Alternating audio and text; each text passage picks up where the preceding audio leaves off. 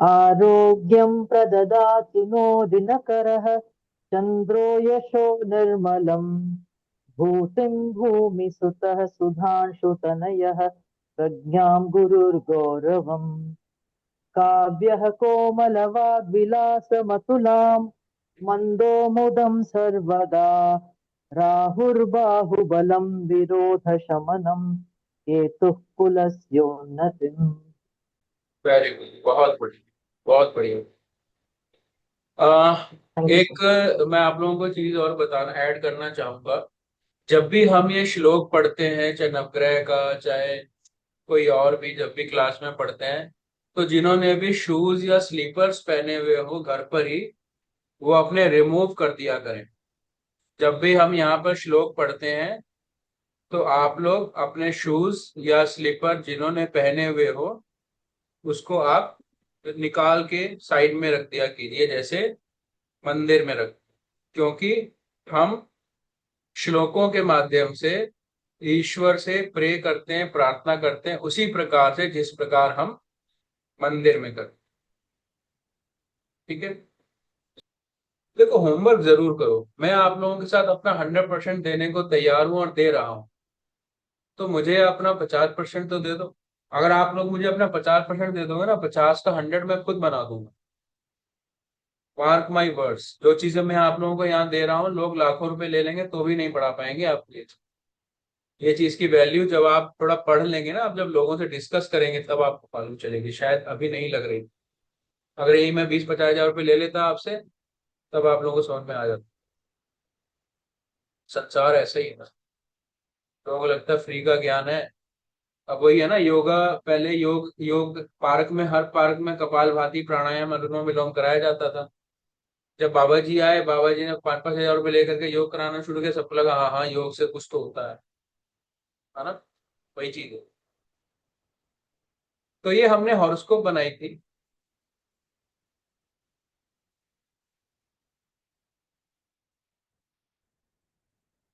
I hope इतने वो करने के बाद आप लोग ये बनाना, ड्रॉ करना सीख गए होंगे। देखो, बनवाने का पर्पस यही है कि आप लोगों को प्रैक्टिस हो जाए। ठीक है। हाउस नंबर 1 2 3 4 12 तक हमारे हाउसेस बनाना सीख गए। राशियों के नाम लिखना आप लोग सीख गए। अब हर हाउस, जैसे हमने बोला, ये H1 है, H2 है, H3, H4, H5, H6, H7, H8, H9, H10, H11 और H12, ये 12 हमारे घर। मैंने क्या बोला था? 12 houses is equal to 12 floor, 12 भावनाएं। हर फ्लोर कुछ ना कुछ देगा आपको। तो आज हम बात करते हैं कि हर फ्लोर हमें क्या क्या दे सकता है। ठीक है। तो H1, इसका मतलब कौन से हाउस से, कौन से, इसको हम हाउस भी बोल सकते हैं, भाव भी बोल सकते हैं, खाना भी बोल सकते हैं, घर भी बोल लग सकते हैं। ठीक है। कुछ भी, हाउस को हम कुछ भी बोल सकते हैं। हाउस बोल देंगे, भाव बोल देंगे, खाना। कहीं कहीं लिखा हुआ रहेगा हाउस नंबर ये, कहीं लिखा रहेगा भाव नंबर ये, कहीं लिखा रहेगा खाना नंबर ये, कहीं लिखा, कहीं बोलेगा घर नंबर ये। सबका मतलब ये है। अगर मैं बोलूंगा घर नंबर 11, तो कौन सा घर हो गया? ये वाला। मैं बोलूंगा खाना नंबर 9, तो कौन सा हो गया? ये वाला। मैं बोलूंगा भाव नंबर 7, कौन सा हो गया? ये वाला। मैं बोलूंगा हाउस नंबर 5, कौन सा हो गया? ये। तो नाम हम कुछ भी ले सकते हैं। आपको इनके नंबरिंग याद रखनी है कि हाउस 1 कौन सा है, हाउस 2 कौन सा है, हाउस 3 कौन सा, हाउस। ठीक है जी। यहां तक किसी को कोई डाउट? No sir. अब हाँ हम सर, बात कर। मुझे क्वेश्चन पूछना है। हाँ, बोल। हाँ सर, ये हाउस वन हाउस टू जैसे हमने जन्म कुंडली बनाई, तो इसमें बार बार ये रिपीट करना तो जरूरी नहीं है ना? हमें तो सिर्फ लर्न करना है, हमें पता होना चाहिए कि ये हाउस नंबर 1 2 3 4 5 6 7 8 9 10 11 12 ये है। ये सर, जब हम जन्म कुंडली बनाएंगे तो ये हमें बार बार लिखना हाँ, बार बार अभी आपको कंपल्सरी है? लिखना है। अभी आपको डेली, अभी तो आपको लिखना ही लिखना है। फिर मैं जब बताऊंगा आपको छोड़ना कब है, अभी तो आपको लिखना ही लिखना है। नहीं तो बहुत लोग कंफ्यूज हो जाएंगे अभी जो मैं चीजें आगे पढ़ाने। अभी तो आपको उसमें ठीक है। हर वो चीज लिखनी है जो मैं बता रहा हूँ, H1 H2 आपको लिखना ही लिखना है, जो भी आपको तरीका हो। ठीक है। ठीक है क्योंकि सर। हम लोग कई बार कंफ्यूज हो जाते हैं, अब आगे आगे क्या होगा, राशियां पूरी नहीं लिखी जाएंगी, राशियों का केवल नंबर लिखे जाएंगे। अब यहाँ पे H1 लिखा हुआ है, एक सेकंड। Hello, hello. हाँ ठीक है।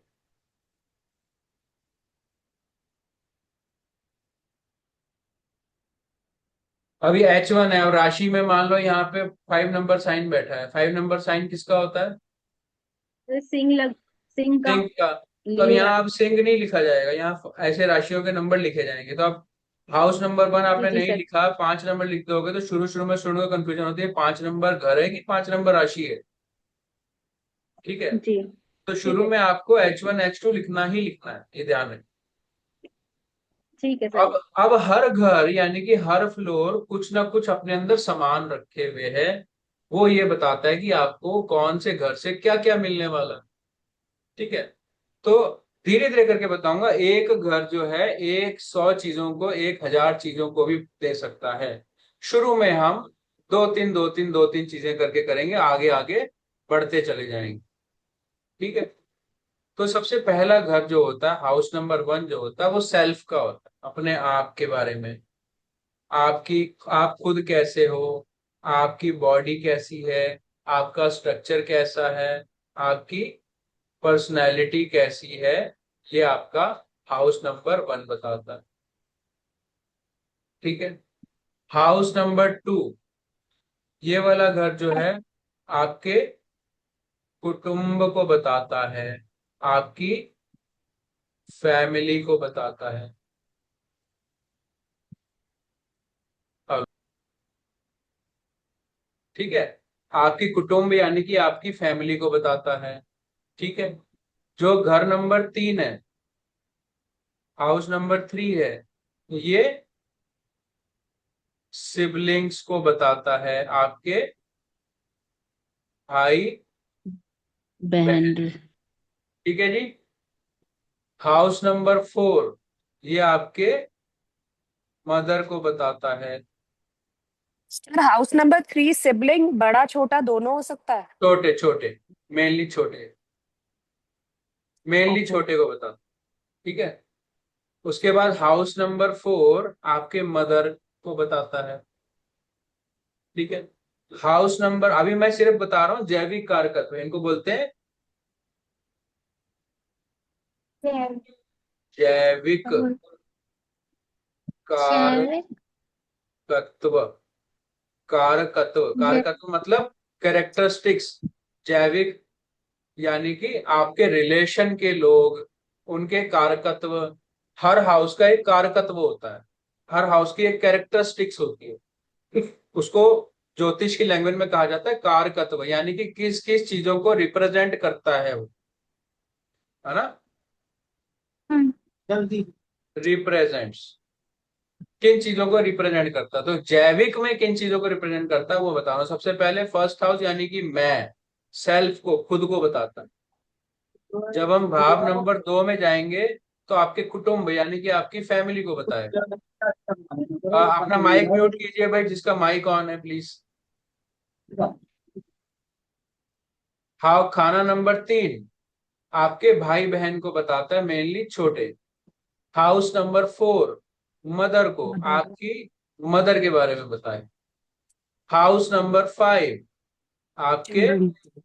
चिल्ड्रन के बारे में, आपके बच्चों के बारे में बताए। ठीक है। हाउस नंबर 6 आपके मामा मामा। और मौसी के बारे में बताएगा। ठीक है। हाउस नंबर 7 आपके लाइफ पार्टनर के बारे में बताएगा, आपके स्पाउस के बारे में। ठीक है, साफ साफ अक्षरों में लिख लेना अपनी कॉपी। आपके किसके बारे में बताएगा? स्पाउस के बारे में। हस्बैंड है तो वाइफ के बारे में, वाइफ है तो हस्बैंड के बारे में। ठीक है, ये पहले से लेकर के जो सात सात घर है, अब इसको काउंट ऐसे ही करते हैं, एंटी, 1 2 3 4 5 6 7। ठीक है, इनको हम इसी तरीके से काउंट करते हैं। उसके बाद हाउस नंबर 8 आपकी आयु के बारे में बताता है, आयु, आपकी आयु कितनी है। ठीक है, उसके बाद हाउस नंबर 9 आपके फादर। फादर के बारे में बताएंगे। ठीक है जी, और कौन रह गया? हाउस नंबर 10 आपके किसके बारे में बताएगा? करियर के बारे अरे यहाँ करियर की बात कर रहे हैं, मैंने बोला जैविक कारकत्व। में। Sir mother in law. Mother in law, दादा। Very good. आपके सास के बारे में। ठीक है, हाउस नंबर 11 आपके एल्डर सिबलिंग्स के बारे में बताएगा। हेलो, हाँ जी, हाँ जी बोलो, हाँ जी। तो मैं क्लास ले रहा था, बताइए। अच्छा अच्छा, मैं थोड़ी देर में बात करता हूँ, मेरी ना क्लास। जी जी, जी जी हाँ। एल्डर सिबलिंग्स या आपके फ्रेंड्स, आपके जो मित्र होते हैं और आपके जो बड़े भाई बहन है, वो भी यहीं से देखे जाते हैं। ठीक है, और हाउस नंबर 12 आपके ग्रैंड पेरेंट्स। तो जब भी आपके पास कोई जन्म पत्री आती है और आपसे पूछा जाता है, आप उस सामने वाले की जन्म पत्री नहीं है, तो आप इन सब में से किसी के बारे में भी बता सकते हो, उस एक जन्म पत्री से, उस एक जन्म पत्री से उन सभी के बारे में बताया जा सकता है। Sir out of in laws सिर्फ मदर इन लॉ का ही घर है, what about father in law and the other in law? Mother in law is very important ना, मदर इन लॉ हमेशा एक फैमिली में सबसे ज्यादा इंपॉर्टेंट होती है। तो और किसी का भी घर नहीं है? इसलिए यहाँ पर मदर इन लॉ को ज्यादा इंपॉर्टेंस दी गई है, और उसको ऐसा नहीं है, सभी पता लगता है, अभी सर बताऊंगा, अभी बताऊंगा मैं, सभी पता लग। हाँ जी सर वंदना। आयु जैविक कैसे हुआ? आयु जैविक नहीं बोलेंगे, आपके जो शरीर जो समाप्त हो रहा है वो आपका आयु में आता है, अदरवाइज ये, अगर जैविक में इसको आप लोगे तो ये आपके जो स्पाउस है उसकी फैमिली को बता। In laws overall. हाँ, फैमिली, स्पाउस फैमिली, यानी कि इन लॉज कह लीजिए। आपका इन लॉज कैसे होंगे कैसे नहीं होंगे, ये अष्टम भाव से पता लगेगा। ठीक है, sir father law house number 3 से भी देखा जा सकता है। आप देखते हैं, अभी मैं अभी इसलिए मैं बहुत ज्यादा नहीं बता रहा, अभी बताऊंगा कंफ्यूज हो जाओगे ओके, आप। इसीलिए ठीक है। जितना अभी बता रहा हूँ अभी उतने पे सीमित रहो। मैं बोल रहा हूँ ना कि एक घर से 1000 चीजें मैं लिखवा सकता हूँ, लेकिन अभी मैं आपको 10 भी लिखवा दूंगा ना, फिर भी कंफ्यूज हो जाओगे आप। इसलिए बड़ा हम सिंपल ओके, चीजें से समझे, जिनको मालूम भी है वो भी अभी शांत रहिए। जैसे जैसे मैं बताता ठीक है सर। जाऊंगा आपको अपने आप कनेक्ट करते जाऊंगा। मतलब ऐसा नहीं कि, ऐसा मत सोचिएगा कि सर को पता नहीं है, मुझे पता है, लेकिन मैं समय आने पे बताऊंगा। नहीं सर, मैं अपना कंफर्म कर रही थी कि मुझे सही नहीं पता है नहीं, कि आप। सब चीजें पता लगती हैं। आपके ब्रदर के बारे में पता लगेगा, आपके ब्रदर इन लॉ के बारे में पता लगेगा, आपके सिस्टर इन लॉ के बारे में पता लगेगा, कोई भी ऐसा रिश्तेदार जो आपसे जुड़ा हुआ है, आपके ब्रदर की वाइफ के बारे में पता लग जाएगा, है ना, आपकी सिस्टर के हस्बैंड के बारे में पता लग जाएगा। कुछ भी आप यहाँ से पता लगवा सकते, खुद का स्वयं, आप अपने बारे में, आपकी पर्सनैलिटी कैसी है, आप देखने में कैसे होंगे, वगैरह वगैरह। सबसे पहला घर खुद की पर्सनालिटी, आपकी कद काठी कैसी होगी, गोरे होंगे, काले होंगे, लंबे होंगे, छोटे होंगे, मोटे होंगे, पतले होंगे,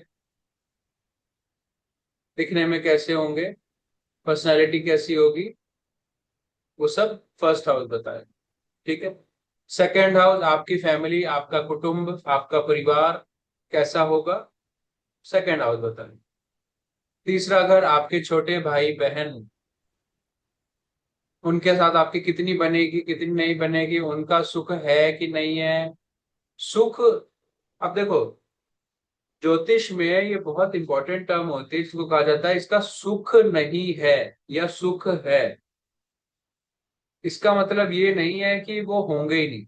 अगर हमने बोला किसी की जन्म पत्री में संतान सुख नहीं है, तो it doesn't mean at all कि संतान होगी ही नहीं। इट कैन बी, संतान होगी, हो सकता है कि बचपन से ही वो मामा के पास पढ़ रहा हो, उसके साथ रहने का जो एंजॉयमेंट है, उसके साथ रहने का जो सुख है, वो शायद आपको न मिले। तो हमेशा ये बहुत इंपॉर्टेंट चीज, इंपॉर्टेंट लिख के मार्क कर लीजिए, आज से 10 साल बाद भी आपको ये बात याद रहनी चाहिए कि, कि किसी चीज का जो सुख है वो सुख नहीं है, इसका मतलब ये नहीं कि वो आपके जीवन में होगा ही नहीं। होगा, लेकिन कितना हार्मनी होगी आपके साथ, साथ रहेंगे नहीं रहेंगे, दूर रहेंगे, डिस्टेंस कम्युनिकेशन होगा, वो चीजें भी सुख की कमी में आती हैं। ऐसे किसी को बोला मदर का सुख नहीं है, तो ऐसा थोड़ी है कि बिना मदर के तुम आसमान से थोड़ी आ गए, है ना। तो मदर का सुख नहीं है मतलब हो सकता है कि मदर जो है, मदर की जॉब ऐसी है, हो सकता है आपको फादर के साथ रहना पड़ रहा है, मदर कहीं और रह रही है प्रोफेशनली वहां एक्टिव, या आप कहीं और रह के पढ़ाई कर रहे हैं, हो सकता है मदर का सुख आपको न मिल पा रहा हो। दैट इज, ठीक है, ऐसे होता है। तो हमेशा ध्यान रखिए, सुख नहीं है अगर कोई बोल रहा है, डजंट मीन कि वो व्यक्ति ही नहीं होगा। ठीक है। तो तीसरा घर यानी कि थर्ड हाउस हमारा सिबलिंग्स का, भाई बहन का। चौथा घर हमारा फोर्थ हाउस, मदर का। फिफ्थ हाउस यानी कि पंचम भाव, चिल्ड्रन का, आपके बच्चों का, आपके बच्चों का। ठीक है। छठा घर मामा मौसी का। सातवां घर लाइफ पार्टनर, आपके स्पाउस का, हस्बैंड के लिए वाइफ का, वाइफ के लिए हस्बैंड। अष्टम भाव आपका आयु स्थान या आपके इन लॉज का। नवम भाव आपके खुद के फादर का, ninth house is your father. Tenth house आपके सास का। 11th हाउस आपके एल्डर सिबलिंग्स यानी कि आपके बड़े भाई बहन या आपके फ्रेंड्स का। 12th हाउस यानी कि आपके ग्रैंड पेरेंट्स। तो ये तो हो गया आपके जैविक कारकत्व ऑफ ऑल हाउसेस। अब So क्या when you होता say है? grandparents, it means both maternal and हाँ, paternal grandparents. अब इनिशियली यू शुड गेट की भाई बोथ। आगे भी वी विल बाइफरकेट एवरीथिंग। आगे हम ये भी बाइफरकेट करेंगे कि फर्स्ट चाइल्ड कहाँ से होगा, सेकंड चाइल्ड कहाँ से होगा, थर्ड चाइल्ड कहाँ से होगा, और किसी के 4 5 6 हैं तो वो भी कहाँ से हो। ठीक है। आगे हम ऐसे भी बाइफरकेट करेंगे, first spouse, second spouse, third spouse, पहली मैरिज, दूसरी मैरिज, तीसरी मैरिज, यहां तक भी हम बाइफरकेट करेंगे। ठीक है। अब पहली सास, दूसरी सास, तीसरी सास पे नहीं जाएंगे, चिंता मत करो। ठीक है।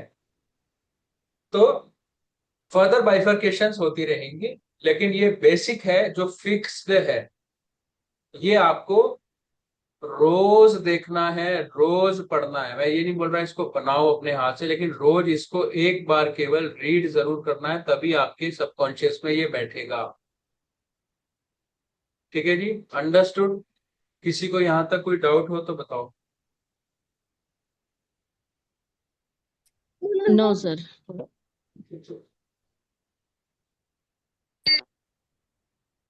भाई जो अगर रिप्लाई नहीं कर सकते आप लोग क्लास में, फिर क्लास में रहने का कोई मतलब नहीं। हाँ जी, वरदान भास्कर। हाँ सर, गुरुजी एक ये जो 12 हाउसेस का हमने जो इसको किया है, जो आज फर्दर बाइफरकेशन होगी वो इसी जैविक पर्टिकुलर्स के ऊपर ही होगी, कि वो चेंजेस होंगी। जैसे फर्स्ट हाउस सेल्फ है, तो सेल्फ को आगे बाइफरकेट किया जाएगा कि उसमें कुछ चेंजेस आएंगे फर्दर। सब हर किसी को बाइफरकेट किया जा सकता। बेसिक हाउस जैसे जैसे आ, मैं आपको बोलूं, आप रहते हो बी विंग में, आप एक सोसाइटी में रहते हो, उसके बी विंग में रहते हो, ठीक है। तो बी विंग में अलग अलग फ्लोर्स होंगे, B1 B2 B3 B4 B5, लेकिन वो विंग तो बी विंग ही रहेगा। जैसे किसी कैटेगरीज की फर्दर सब कैटेगरीज होती हैं, है ना, तो ऐसे ही जो मेन हमारा कंसर्न हाउस है वो वही रहने वाला। अब उसके फर्स्ट वाला वहां से देखेंगे, सेकंड वाला कहाँ से देखेंगे, थर्ड वाला कहाँ से देखेंगे, वो उस लेवल का बाइफर्केशन होगा। आगे चल के मैं ये भी बताऊंगा, जैसे अभी किसी ने बोला 10th house is for career, किसी ने बोला था, तो yes 10th house is for career also, अभी मैं नेक्स्ट क्लास में बताऊंगा। मगर करियर में भी first profession, second profession, third profession further bifurcate किया जा सकता है। किसी किसी को आपने देखा होगा एक से ज्यादा व्यवसाय करते हैं, किसी किसी को आपने देखा होगा जॉब करते हैं, जॉब के साथ में कुछ ना कुछ साइड बिजनेस भी चला रहे होते हैं। तो वो साइड बिजनेस कहाँ से देखा जाए? या कोई कोई व्यक्ति आपने देखा होगा मल्टीटास्कर्स होते हैं, दो दो जॉब करते हैं, तो दो दो जॉब कहाँ से देखी जाएंगी? किसी किसी के कोई फैक्ट्रीज हैं, मल्टीपल प्रोफेशंस हैं, तो मल्टीपल प्रोफेशन, मान लीजिए कोई प्रॉपर्टी डीलर भी है, उसकी फैक्ट्री भी है, उसका गोडा ट्रेडिंग भी है, वो कहाँ से देखोगे? तो प्रोफेशन का हाउस एक ही है, फर्दर बाइफर्केशन अलग अलग होती चली जाए। वो हालांकि ये एडवांस में मैं पढ़ाता हूँ, लेकिन आप लोगों को इसका ग्लिम्स जरूर दूंगा। अभी इसलिए नहीं दे रहा, कंफ्यूज हो जाओगे, बताऊंगा सब चीजें आप। ठीक है जी। Any other doubt? पूछो पूछो, सवाल आने चाहिए। अगर सवाल आपके मन में नहीं आ रहे हैं, इसका मतलब कुछ गड़बड़ है। गुरुजी, एक प्रश्न और है। हम्म। ये एक्स्ट्रा अफेयर्स कितने लेवल तक हाँ, मुझे पता कर पता था सकते ये हैं? क्वेश्चन आएगा, मुझे पता था सर ये मेरी तरफ क्वेश्चन। से ये आएगा सर। नहीं नहीं, ये नहीं पता था आपकी मेरी तरफ तरफ से से आएगा, लेकिन आएगा ये मुझे पता था। पीछे लॉजिक है, इसलिए हाँ, एक्स्ट्रा इसलिए मैरिटल पूछा है, अफेयर इसके भी पीछे लॉजिक। देखा जा सकता है जन्म पत्री से। फिलहाल अभी मैं आपको यही बताऊंगा। कितने लेवल तक, मेरा ये प्रश्न था। हम्म। प्रश्न क्या था कि देखा जा सकता है कि नहीं? कितने कितने लेवल तक, जैसे आपने first step, second step, third step बताया, तो किसी की 5 से ज्यादा भी हो सकती है। हाँ हाँ, सब पता लगता है। नया नया एक सिस्टम होता है जिसको कहा जाता है कृष्ण मूर्ति पद्धति। तो अब तो मैंने छोड़ दिया। उस टाइम पे हम, मतलब मैं प्रैक्टिस करते करते मैं इस लेवल तक पहुंच गया था, मैं ये भी बता देता था कि सामने वाले के पॉकेट में पैसे कितने रखे हो। तो सर उसे मैजिक नहीं कहते? ईश्वर का मैजिक कह सकते हैं। सर एक ये बार कैसे एक पॉसिबल चीज है? शेयर करता हूँ आपके साथ, बहुत तो पहले की बात है, मैं जब पढ़ रहा था तो मैंने नया नया जो, मतलब मैं ऑलरेडी कहीं से पढ़ के आया था और मैंने कहीं पे ज्वाइन किया था किसी इंस्टीट्यूट में। तो जब मैंने इंस्टीट्यूट में ज्वाइन किया वहां पे, तो वहां पे रिसर्च क्लासेस होती। तो मुझे ना नक्षत्रों का बड़ा शौक था शुरू से। जब मैंने नक्षत्रों में पढ़ना शुरू किया था ना, तब नॉर्थ इंडिया में इतना नक्षत्र के ऊपर कोई काम नहीं करता था। तो मुझे बड़ा इंटरेस्ट था, मैं ढूंढता रहता था, खोजता रहता, कुछ ना कुछ पढ़ता रहता था, खुद से कुछ निकालता रहता था। तो एक उस टाइम पर एक बहुत सीनियर थे हमारे, मतलब मुझे अगर उस समय पर 2 साल का एक्सपीरियंस रहा होगा, तो उनको उस समय पर 25 साल का एक्सपीरियंस था ज्योतिष में।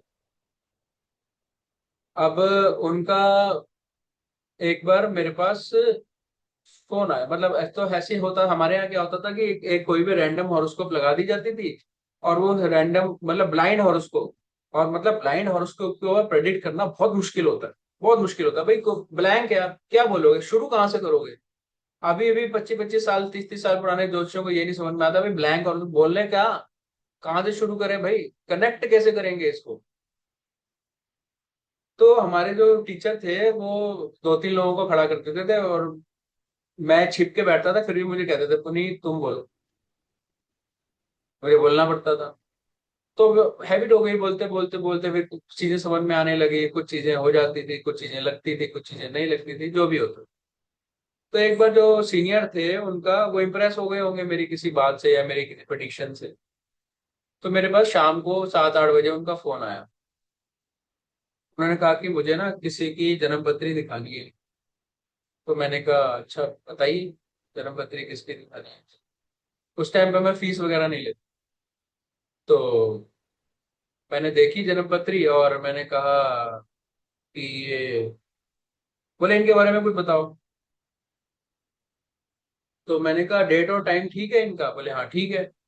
तो मैंने कहा मुझे ऐसा लगता है कि इनको मैरिटल डिसहार्मनी हो सकती है, शायद इनको वैवाहिक जीवन में कुछ समस्या मुझे नजर आ रही है।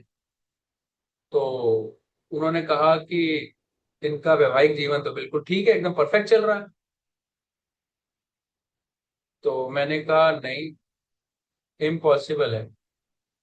अगर ये डेट और टाइम सही है तो वैवाहिक जीवन में 100% प्रॉब्लम है ही है। बोले अच्छा, इतना ओवर कॉन्फिडेंस? मतलब उन्होंने ये शब्द यूज किए, मुझे अभी भी याद है, अच्छा इतना ओवर कॉन्फिडेंस। मैंने कहा हाँ बिल्कुल इतना ही है। ओवर कॉन्फिडेंस तो नहीं मैंने कहा मैं बोलूंगा, लेकिन मैंने कहा जितना मैंने सीखा है उसके मुताबिक अगर ये डेट और टाइम सही है तो ये मैरिटल हार्मनी की हॉरोस्कोप है ही नहीं।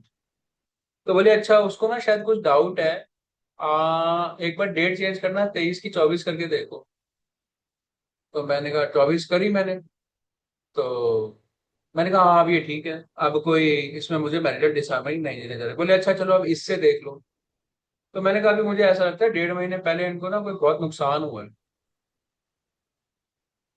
तो बोले हाँ इनका ना एक कोई एम्प्लॉय था, इनको 1.5 करोड़ रुपए का गमन करके भाग गया। 1.5 करोड़ रुपए का, आज से कई साल पहले। तो जो भी उन्होंने स्टोरी बताई ये वो करके, तो उनकी बातों से मुझे पता लग गया ये इन्हीं की हॉरोस्कोप है, छिपा रहे थे। बोले कैसे? तो मैंने कहा अच्छा चलो बात होती रही। मैं कहा चलो अब एक चेरी ऑन द केक एक प्रेडिक्शन करूं। मैंने कहा इनके लिए मैंने उनका नाम ही लिया है कि आप ही की है। मैंने कहा cherry on the cake prediction करूं एक? बोले हाँ करिए। मैंने कहा अगर मैं ये बता दूं इस समय पर ये कौन से रंग के कपड़े पहन के बैठे होंगे? फोन पे बात हो रही थी मेरी उनसे। मैंने कहा अगर मैं ये बता दूं इस समय पर कौन से रंग के कपड़े पहन के बैठे होंगे तो बोले अगर ऐसा आप बता दोगे तो I will go my head, मैं आपके सामने झुक जाऊंगा। मैं कहा नहीं महोदय ऐसा बिल्कुल भी नहीं करना। तो मैंने कहा चलो छोड़ो फिर नहीं बता दो। बोले नहीं नहीं नहीं बताओ बताओ बताओ। तो मैंने, मुझे याद नहीं मैंने एग्जैक्टली कौन सा बोला था। मैंने कहा भाई मुझे ऐसा लग रहा है कुछ ग्रीन कलर का या कुछ ऑरेंज कलर के कपड़े ये पहन के बैठे होंगे। तो मैंने कहा, बोले अच्छा, वो खुद ही थे। बोले अच्छा।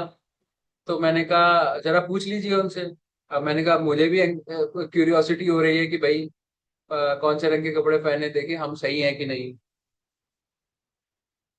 तो बोले हाँ हाँ मैंने उनसे पूछ लिया, वो ना ग्रीन कलर की शॉर्ट्स और ऑरेंज कलर की टी शर्ट पहन के बैठे हैं। तो बोले यार ये आपने देखा कैसे? मैंने कहा बस ऐसी इंट्यूशन आ गई तो मैंने बता दिया। अगले दिन वो मुझे मिले, मतलब संडे संडे होती थी हमारी, तो संडे को मुझे मिले। बोले यार बाकी सब छोड़ो, मुझे ये बताओ आपने ये कैसे देखा कि इसने कौन से रंग के कपड़े पहने थे, बाकी तो चलो सब ठीक है। So this is the beauty of astrology. तो जब हम प्रैक्टिस करते थे ना, तो मैं जैसे मान लो किसी का वेट कर रहा होता था ना, तो कॉपी के ऊपर मैं लिख लेता था ये कैसी कार मुझे लेने आने वाली है, वो लंबी कार होगी कि वो छोटी कार होगी, और उसका रंग कौन सा होगा। और मान लो वो ज्योतिषी फ्रेंड्स ही होते थे हमारे, तो मैं लिख करके कॉपी अपने बैग में डाल के रख लेता था।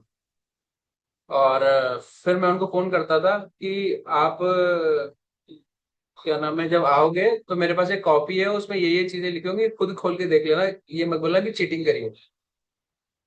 तो ऐसे वो सही निकलता था, मोस्टली केसेस में सही निकल जाता, कभी कभी गलत भी हो जाता। ऐसा नहीं मैं बोलूंगा कि हमेशा सही होता।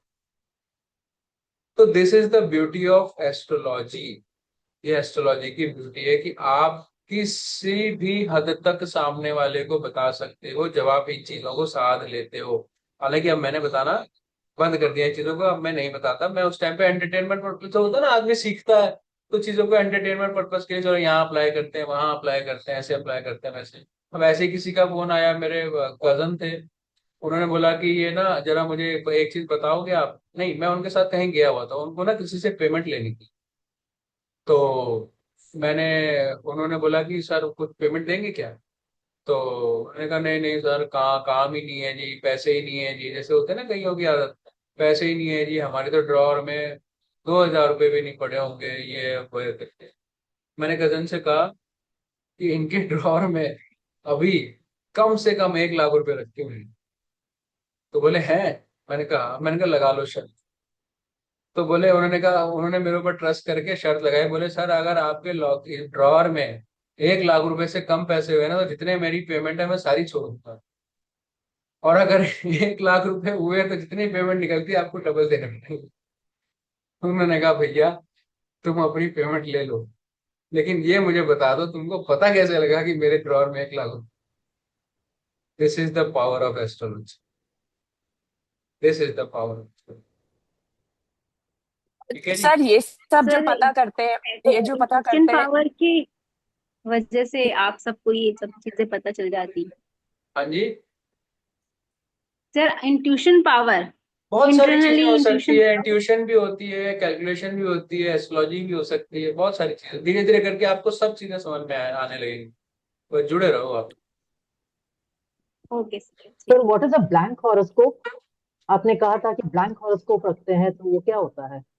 ब्लैंक हॉरोस्कोप माने, मैंने आपके सामने अभी थोड़े टाइम के बाद मैं भी रखूंगा आपके सामने ब्लैंक हॉरोस्कोप। मैं बोलूंगा बताओ इसके साथ क्या प्रॉब्लम चल रही है।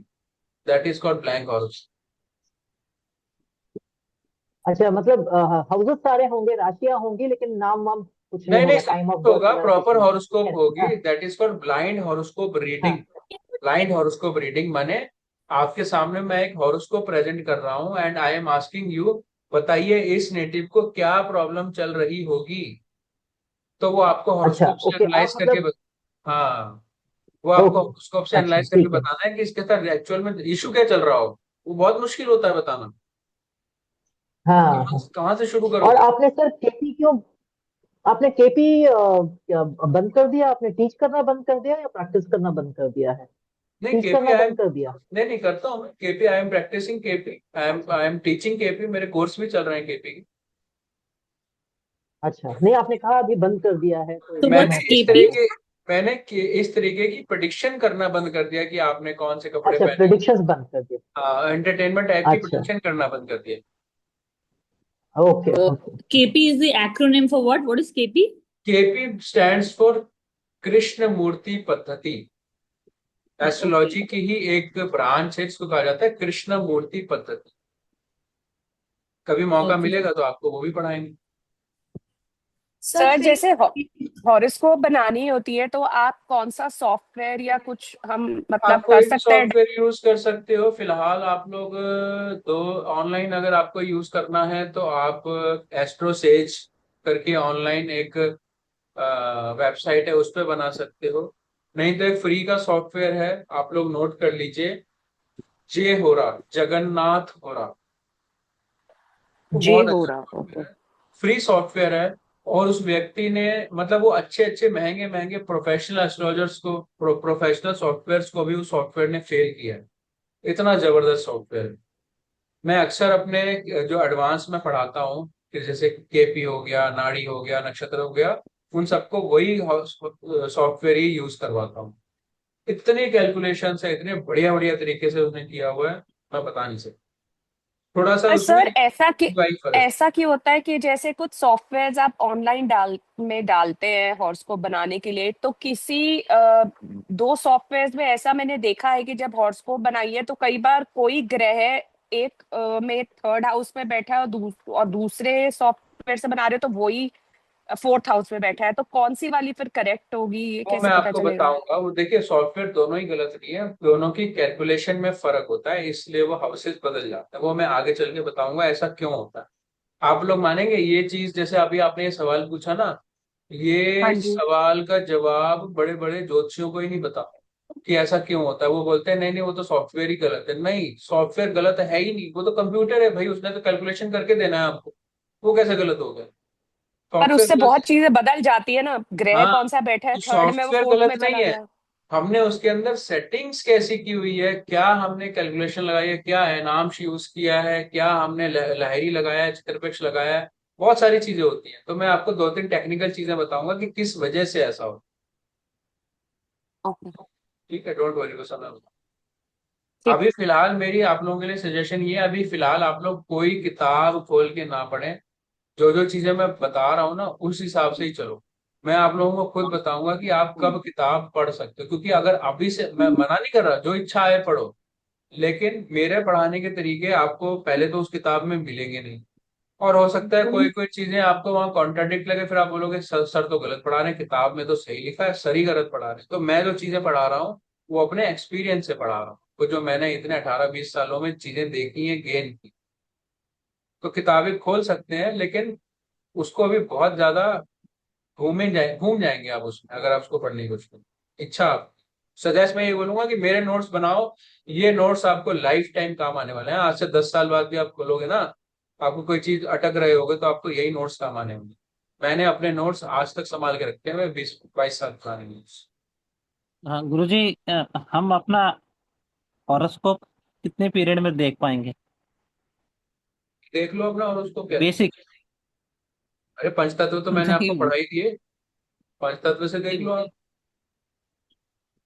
अगले नेक्स्ट पंच चार तत्व पांच से क्लासेस पूरा। में, नेक्स्ट 4 to 5 क्लासेस में आप लोग अपना और या किसी का भी हॉरोस्कोप देखना शुरू कर दो। अच्छा गुरुजी, हॉरोस्कोप देखने का कोई टाइम होता है? कहते हैं इवनिंग में नहीं देखना चाहिए, जो कुछ ऐसा सबके कुछ अपने प्रिंसिपल साइंटिफिक रीजन? सबके अपने प्रिंसिपल्स होते हैं, रीजन कुछ नहीं। कोई कहता है मैं सनसेट को नहीं देखता, कोई कहता है मैं एकादशी को नहीं देखता, कोई कहता है मैं अमावस्या को नहीं देखता। सबके अपने प्रिंसिपल्स, अपने सिद्धांत, अपने सभी ने बनाए हुए। कोई ऐसा कोई जनरल रूल नहीं है, थंब रूल की भाई अमावस को नहीं देखना, या संडे को नहीं देखना, मंडे को नहीं देखना, ट्यूसडे को नहीं देखना। ऐसा कोई जनरल कोई प्रीसेट रूल नहीं है। आपकी इच्छा है, आप सनसेट के बाद नहीं देखना चाहते, पर ठीक। इसका हाँ कोई जी, ड्रॉबैक्स तो नहीं होता ना? हाँ जी, कोई नहीं। तो एक बात बताओ मेरे को, डॉक्टर के पास आधी रात को इमरजेंसी में जा रहे हो, वो क्या बोलेगा मेरा सिद्धांत है, मैं तुम्हें चेक नहीं करूंगा? ये क्या बात है? नहीं सर, नींद में भी हो सकता है डॉक्टर। तो नींद में होगा तो भैया आपको गाइड तो करेगा, किसके पास जाओगे आप? किसके पास जाओगे आप? हालांकि एस्ट्रोलॉजर्स का अब जो ऑनलाइन प्लेटफॉर्म्स हैं आजकल, रात को 12-12 बजे तक चलते हैं, ये चलते नहीं है? तो ठीक है ये गुरुजी। कुछ चीजों से, अभी जो प्रैक्टिस जो मैंने आप लोगों को होमवर्क दिया था, स्टिल अभी आप लोग करते रहिए, वो हाउस नंबर, राशि का नाम। ठीक है, और कम से कम एक बार इन 7 दिनों में सिर्फ एक बार आप लोगों को कौन से हाउस से क्या कारकत्व होते हैं वो आप करिए। मैंने देखा है कुछ लोग ना होमवर्क जो कर रहे हैं वो या जो कॉपी बना रहे हैं वो पेपर्स पे बना रहे हैं। तो आप ध्यान रखें, या तो वो पेपर को लास्ट में बाइंडिंग करा लीजिएगा, नहीं तो सबसे अच्छा है, कुछ लोगों का मैंने देखा है कि वो डायरी मेंटेन कर रहे हैं, तो डायरी रजिस्टर मेंटेन करना सबसे अच्छी चीज होती है। अगर वो नहीं कर सकते, पेपर पे कर रहे हैं तो पेपर करिए, लेकिन अक्सर क्या होता है पेपर हम खोल देते हैं, भूल जाते हैं। मेरे साथ भी ऐसा पर्सनली होता था, इसलिए मैं आप लोगों को बता रहा हूं। वो नोट्स मुझे कभी मिले ही नहीं। तो कोशिश करें कि एक कॉपी मेंटेन करें, 1 2 3 4 हो सकता है, एक कॉपी भर जाए, दूसरी दूसरी कॉपी भर जाए, तीसरी, इस तरीके से मेंटेन करोगे तो आपके लिए आगे के लिए जब भी कोई रेफरेंस पॉइंट होगा ना, वो आपको याद रहेंगी। ठीक है जी। तो इसी बात से आज की क्लास को यही विराम देते हैं। थैंक्स टू ऑल, आप सभी का बहुत बहुत thank you sir. Thank you. Thank you प्रणाम गुरुजी। Thank you sir.